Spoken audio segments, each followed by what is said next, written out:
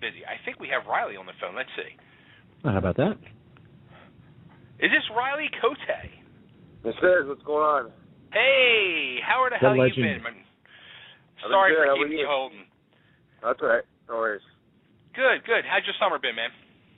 It's been good. Been pretty busy, but busy is a good thing. So, just enjoy it. And time is winding down. Camp's right around the corner, so looking forward to that. Yeah, I mean, are you guys ready to put the skates back on and get on the ice? Yeah, absolutely. Yeah, we have rookie camp September 5th, and blends in right into the main camp, and then right into the season. So it's on right away. Wow. No time. It's around the corner. Exactly. It's been a long summer. It's a long time coming.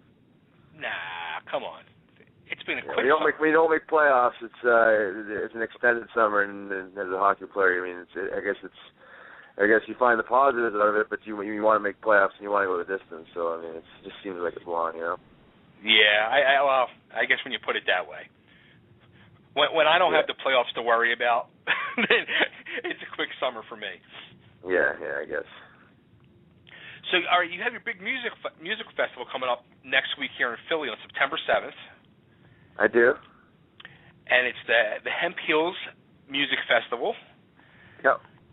And as I was going through and doing a lot of research, there was something I saw an interview you had done. And last time you were on here, I didn't know about this, and we didn't get a chance to talk about it. Your sister has MS. Yeah, she does. Yeah. And now the thing I wanted to talk about, do you help treat her with the hemp, or? Well, no. I mean, the hemp. I mean, I think people misunderstand the whole connection here, and the hemp isn't directly responsible for healing my sister. It was a lifestyle change. It was incorporating, nutrient-dense superfoods and cutting out processed foods, removing dairy and refined sugar and just toxic things in people's diets, and incorporating nutrient-dense foods like hemp seeds, because they're very high nutritional profile food, and other highly nutritional food, and within a couple of weeks of that, and some she went to see a homeopath as well, some homeopathic medicines and some herbs. She's been symptom free for over 3 years now. I mean, that's incredible, because I mean, as I saw the interview, and she was in the interview with you, my aunt suffered from MS, and it eventually took her life. And I was young at the time, and I just remember being like a young kid and seeing her and just being so upset by the condition she was in. And I saw your sister, and it just blew me away. I was like, I just couldn't believe. I was just, wow. Yeah, well, I mean, it can be an extremely debilitating disease, as you've seen.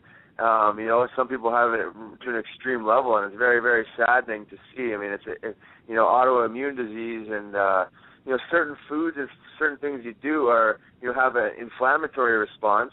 So just to use dairy for an example, it's an inflammatory food. When you remove inflammation, and then you replace it with foods that are anti-inflammatory, such as hemp seeds, omega-3s, omega-6s, omega-9, mega fatty acids. You know what I mean? You help heal the body, and you relieve stress, and in this case, I mean, you remove symptoms, and you get to the cause of the disease, basically. You know what I mean? So you remove inflammation from your life, and your body heals. So I mean, certain foods really, really promote anti-inflammatory properties, and certain foods encourage that. So you mean try to remove them, Now, how did you get started with the hemp movement and such a big person behind pushing for all this?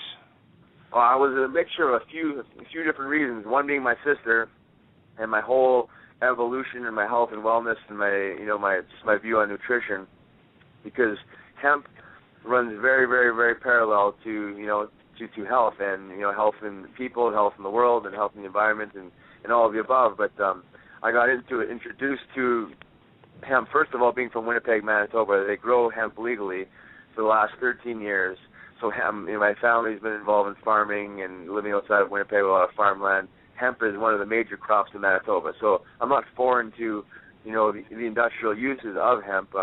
And then my last couple of years with the Flyers, I got turned on to more plant-based proteins. I turned to hemp protein, hemp seeds, a very digestible protein, one of the better plant proteins out there.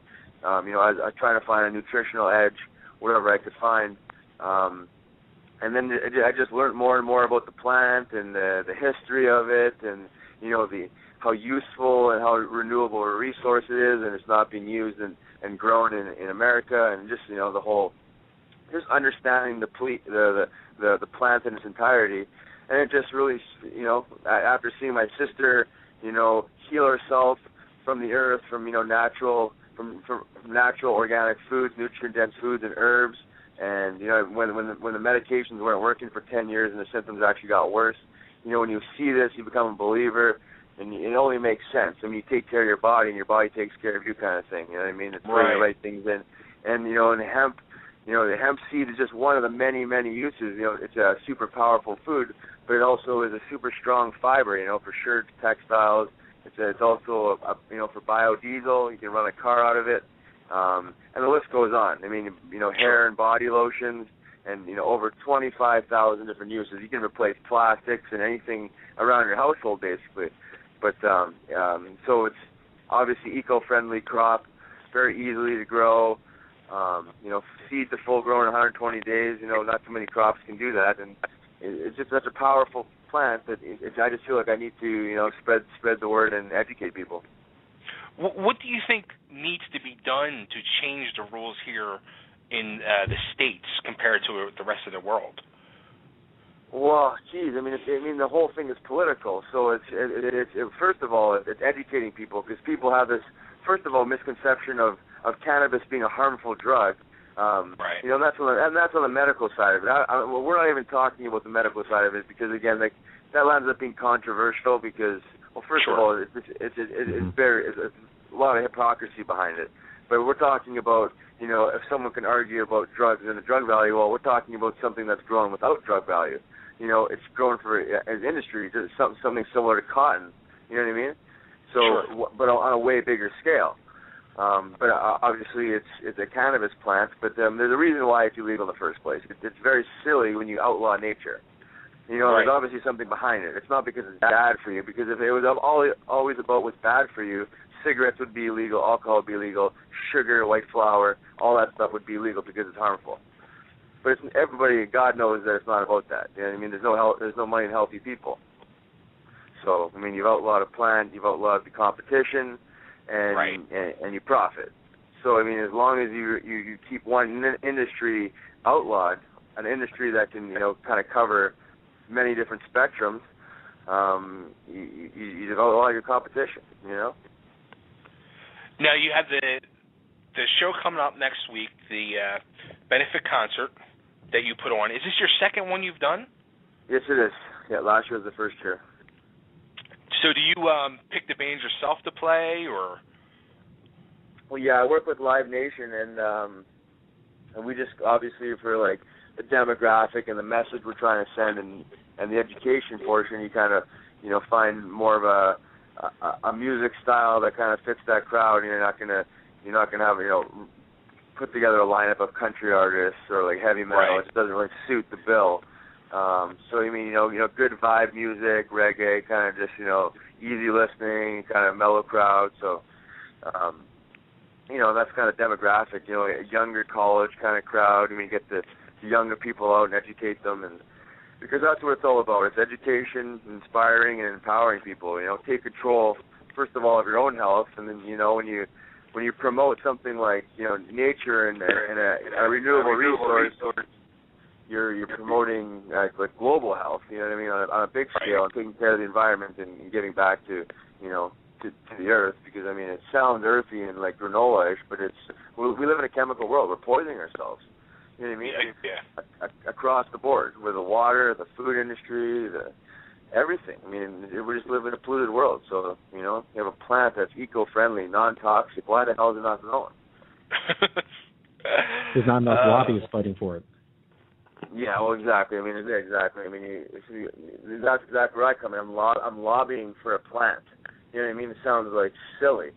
But I mean, it has to happen because we're killing ourselves. Disease is on the rise, and it's extremely high. Not even on the rise. It's unacceptable. Like obesity. It's unacceptable. It's and that's the food we're eating is doing that to us. You know what I mean? Yes. It's nothing more than that. And those kind of ingredients are allowed in the food to get people sick and obese and dying and on the system. And it's wrong. I mean, people are poisoned. Well, money talks in this country. Yeah, absolutely it does. It does since the start of time. It always will. But you can't keep suppressing, almost common sense stuff. Like, if you sit back and look at it, the big picture, it's like, it's a plant. If you're a religious person, you believe God created everything on the earth, right? So including cannabis.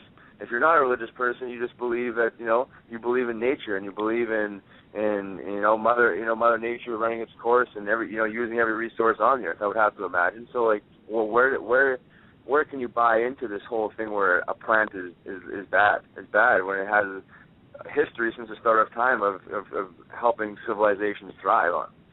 You know what I mean? The big drug companies don't want people to have the ability to grow this themselves and to help themselves. That's what it's all about.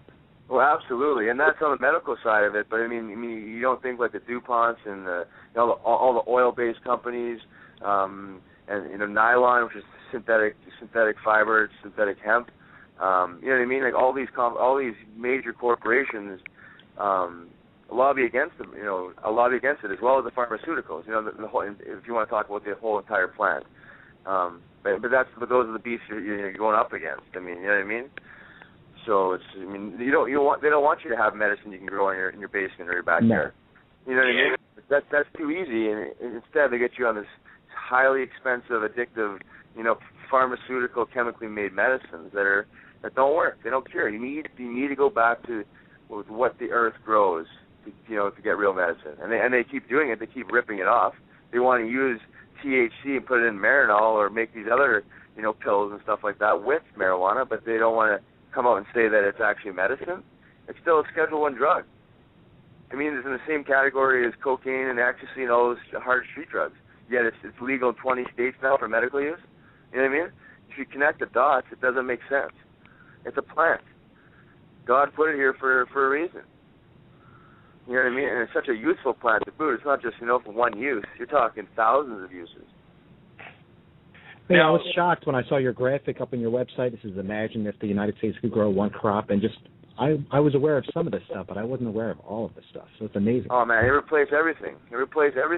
From what I understand, if you grew 7% of the United States with hemp, you'd be self-sustainable country as far as fuel and fiber and food. Because you can grow that much, you can just grow that much hemp. If you usually crop out, you probably grow 3 crops in a year.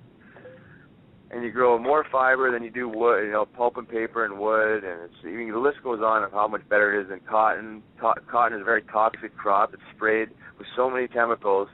You don't need any sort of pesticides or herbicides to grow hemp. It grows almost in every climate except for the north and south pole. It should be growing everywhere on Earth. Honestly, it's not about growing here. It's about growing everywhere. Grow it everywhere. You know what I mean? Would you ever think of going? After your hockey career, or if you decide at some point in time to walk away from hockey and pursue like a political career to really try to make this, to help this fight here in the States? I'm not sure if I really want to get into politics because, God knows not a whole lot can really change.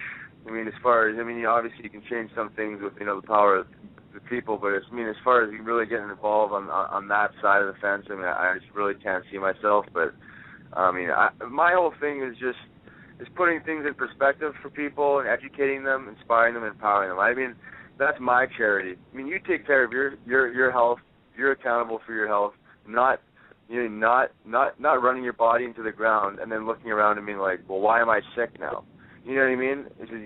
That's the thing. And so it's changing the perspective of most people's charities. And instead of worrying about the cure, why not the prevention and the cause of it?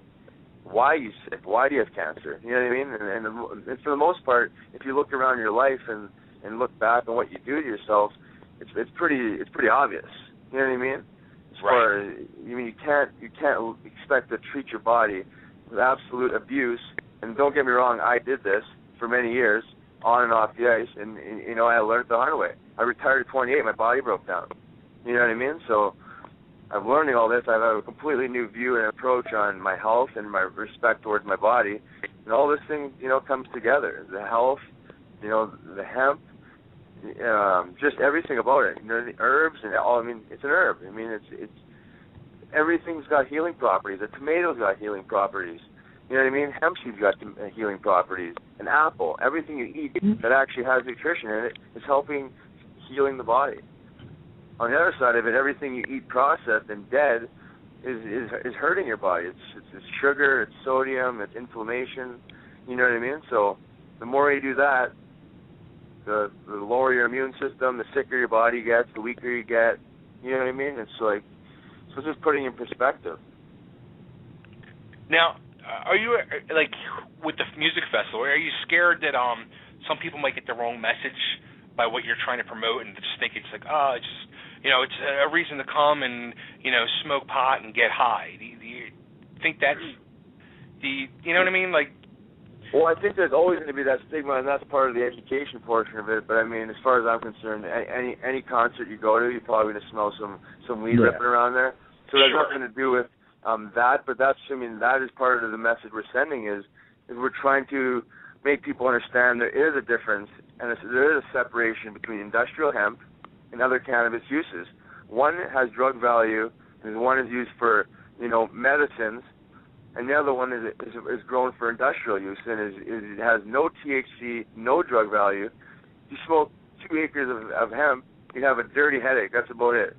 You know what I mean? Right. You just so if one wants to argue, well, it's marijuana. It's not marijuana. You know what I mean? And that's what we're trying to get out there. Even though I do support the whole plant, I am in this festival really, really magnifying the industrial hemp side. We're not even talking about the medical side. You know what I mean? We're talking about it as industry, food, fiber, fuel, all the above, textiles, plastics, fiberglasses, anything that you can make hemp out of, bags, shirts, whatever. You know what I mean? Showing people that this is industry. This isn't marijuana. That's the whole idea. And being a pro athlete like yourself, is there other athletes in other, whether it's hockey or baseball or anything like that, or is anybody else like joining you in this? Well, I know other people support it, maybe not in a flamboyant way like I am. Not that I'm being flamboyant about it, but I'm just making it more on a larger scale. But I know guys use hemp protein with hemp in it.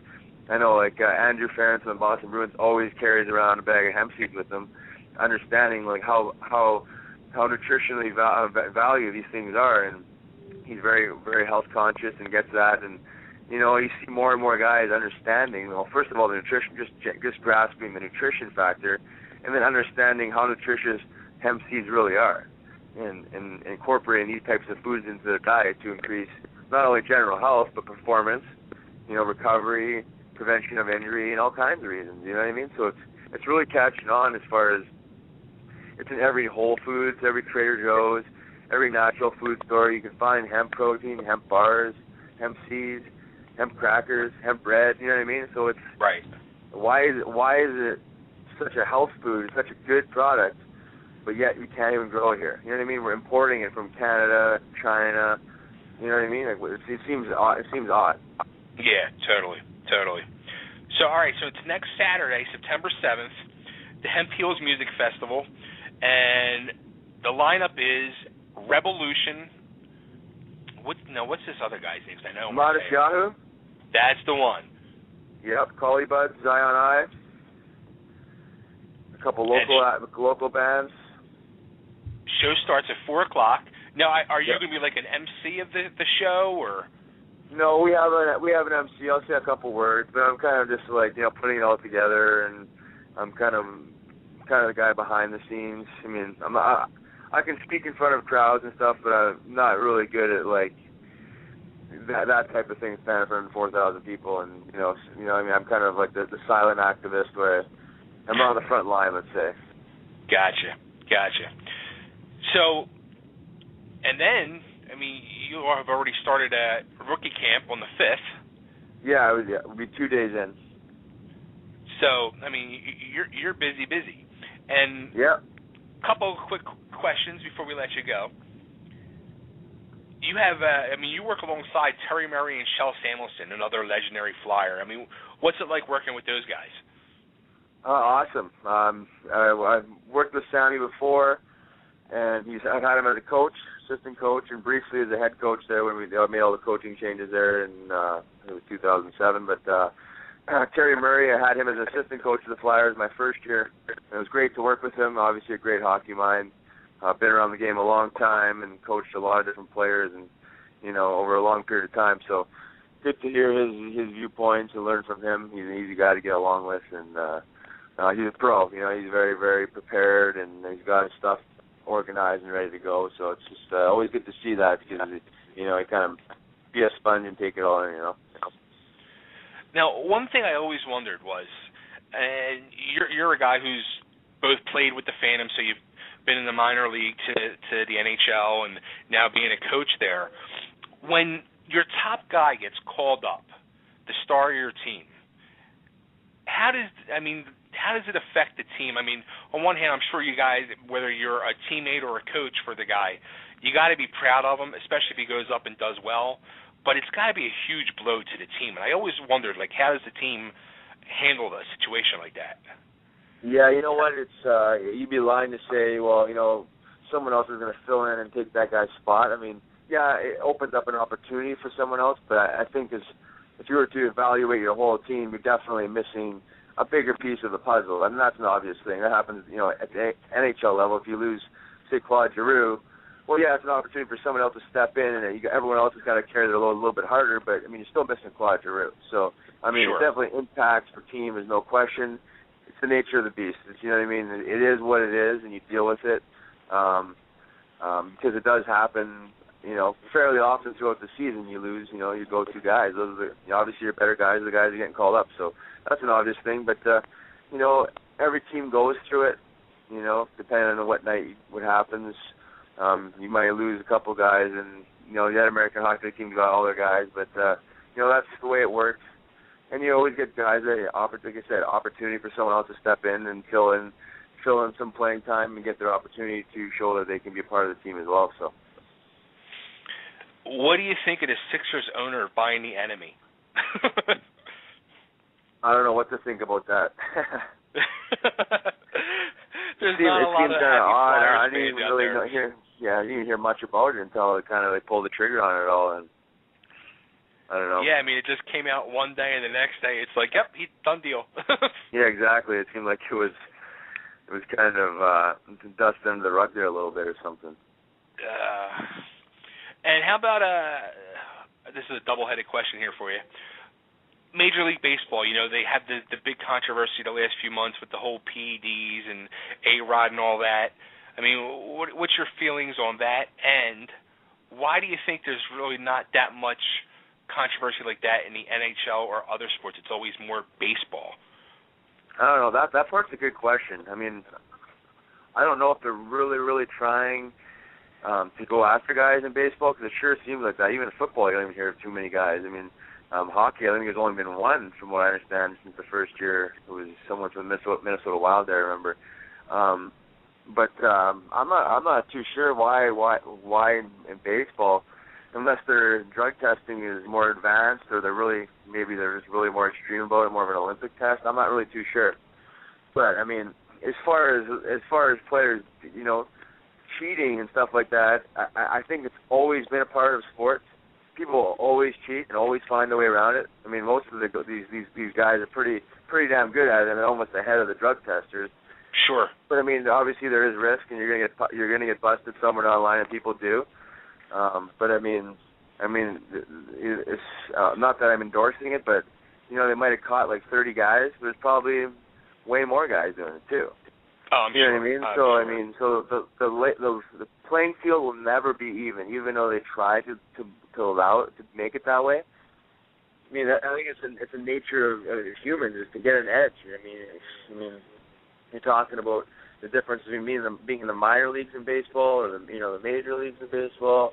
a lot of money involved. I mean, a lot of success, pride. I mean, it's like that fine line of, put yourself into a, professional athlete's mind. I mean, it's like, if you're on that edge. I mean, if you're an average player, it can make you hit 10 extra home runs because I mean those ones are getting over to the wall. I mean, I don't know. I mean, you just have to put it in perspective. And since the start of time, people have been cheating, and and blood doping, whatever else they're doing. And it's, I mean, you never, even with all the drug testing in the world, you're never going to stop it.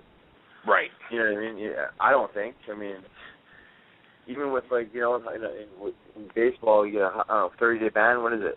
I'm not even sure, but I mean, you're still catching guys all the time. Yeah, and it just seems like this last round, it's like now all of a sudden they went to the extreme with, a few months sentence and with A-Rod, it's like a year and a half. It's like why is he a year and a half and everybody else is a quarter of that? Yeah, I know. I don't understand it. I don't understand what they're trying to do, but like, I mean, geez, I don't know what to say. I mean, don't fans like home runs? Like, geez, like just let these guys crank them out of the park. Like, let them be. I don't know, like what to say, because you're never gonna stop it. You're making sob stories about everything, and some guys are getting away with it, some guys aren't. I mean, I don't know. I don't know what to think about it, because it seems like oh, here we go, another steroid scandal, another this scandal. It's like, I mean, look at like Lance Armstrong. I mean, this guy wins all these Tour de France, and all of a sudden he's like, oh, I was doping the whole time. Like, what? Like, was anybody even shocked about that? Right. Like, I wasn't. Like, I mean, like, we joked about it when he won. I'm like, test this guy. Like, you know what I mean? It's like, but the thing is that he was still a champion. I don't know, 5, 6 times. I would have to imagine a bunch of the guys that never got first place were still doping as well. Right. You know what I mean? He wasn't the only one. I can guarantee you that. If you're doing Tour de France, like he's not the only one doping. I can guarantee you. Yeah, and that's the funny thing. And not only that, like, why years later are you making it an issue? Exactly. Exactly. It's just media. Maybe they're slow on stories that day. I don't know. And obviously it's a big story, but it's like, is anybody really that shocked? Like, really? Well, Riley, thanks again. And everybody, remember, next Saturday, September 7th, the Hemp Music Festival down at the Festival Pier at Penn's Landing in Philly. You can go down there. You can learn more about it. You can have a great show, a great time. And let's see, Revolution. You got to say that other name for me again. Midas Yahoo. Look at that. John, you knew that, huh? Oh, yeah. All right. Collie Buds, Zion, and some local acts. Riley and a lot of people will be educating the crowd. Get educated. You can also go to the website, hemphealsphilly.com, and learn more. And follow Riley on Twitter. He will answer you. He's a good dude. Anything else you want to add, Riley? No, I think that's good. Yeah, just come on down, hang out. Good day. Learn something. Try and improve your life. That's what it's all about, empowering people. So, cool. Grab the bull by the horns. And can I ask you to cut an ID before I let you go? This is our new thing before we have people cut IDs for us. So if you can just say, like, this is Riley Cote, and you're listening to Totally Driven Radio, I'd be happy. Sure can. This is Riley Cote, and you're listening to Totally Driven Radio. Thank you, my friend. Don't forget, everybody, September 7th, Hemp Heals Music Festival at the Festival Pier at Penn's Landing in Philly. Riley, sorry for leaving you hanging for that extra time. Thanks again for coming on, and good luck this season, and we'll talk throughout the season. All right, man. Thank you. Take care, guys. All right, take care, man. Thank you. Riley Cote, everybody. He is the man. I like him. He's a cool dude. He's a very cool dude. And he speaks a lot of truth. He used to, I don't know if you were a fan of the Kid Chris show in Philly, when he was here in Philly, and he used to call in a lot to that. And he was so friggin' funny on that show. Of course, Kid Chris is a lot funnier than myself, but that's where I learned like how cool Riley was. And then when I reached out to him earlier this year to be on the show, he was like, "Oh yeah, sure." I was like, "Wow, cool." So, hey Frank, welcome to Totally Driven Radio.